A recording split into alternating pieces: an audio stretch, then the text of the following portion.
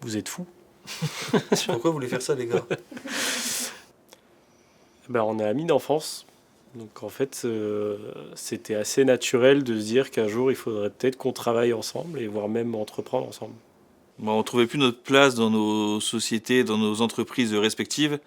Et l'idée, c'était vraiment de se développer, de créer quelque chose qui nous corresponde sur un principe qu'on aime, donc l'habitat, de pouvoir travailler ensemble tous les jours, faire des choses qu'on aime bien, mettre nos idées en commune, nos forces en commune.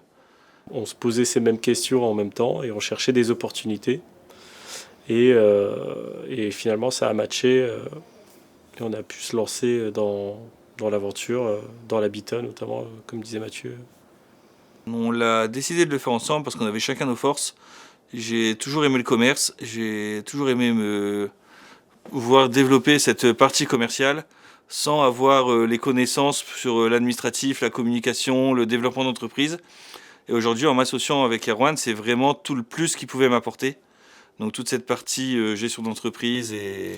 Exactement. En fait, j'avais eu la chance d'avoir beaucoup de carrière dans la communication et puis après, un peu plus dernièrement, dans l'innovation. Donc le montage de projets, l'exploration un peu de business. Mais j'avais besoin d'avoir cette connaissance terrain et commerciale. Et Mathieu pouvait l'apporter et c'est aujourd'hui lui qui a ce rôle dans le duo. On va dire qu'on s'est réparti un peu naturellement les tâches. Je fais rentrer les clients en magasin et puis Mathieu s'occupe avec l'équipe de transformer. C'est ça, il me fait les passes décisives et moi je mets les buts. Alors personnellement, on se connaît depuis toujours. Par contre, professionnellement, on devait apprendre à se découvrir. La seule expérience qu'on avait aujourd'hui en commun, c'était un job étudiant, on emballait des sapins de Noël. Et déjà, on avait envie d'entreprendre après ça.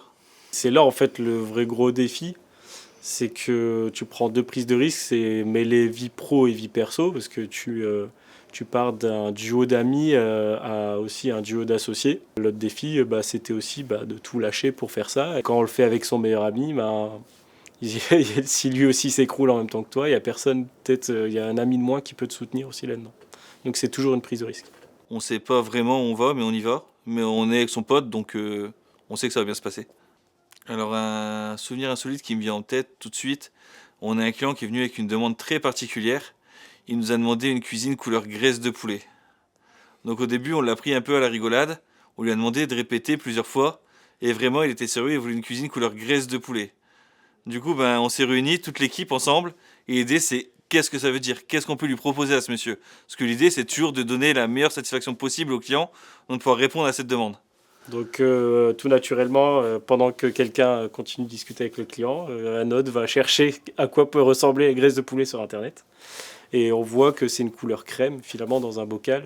Ça se vend comme ça. On peut acheter de la graisse de poulet. Et donc on peut glisser discrètement ces couleurs écrues crème. Et du coup, on propose la façade parfaite couleur magnolia au client.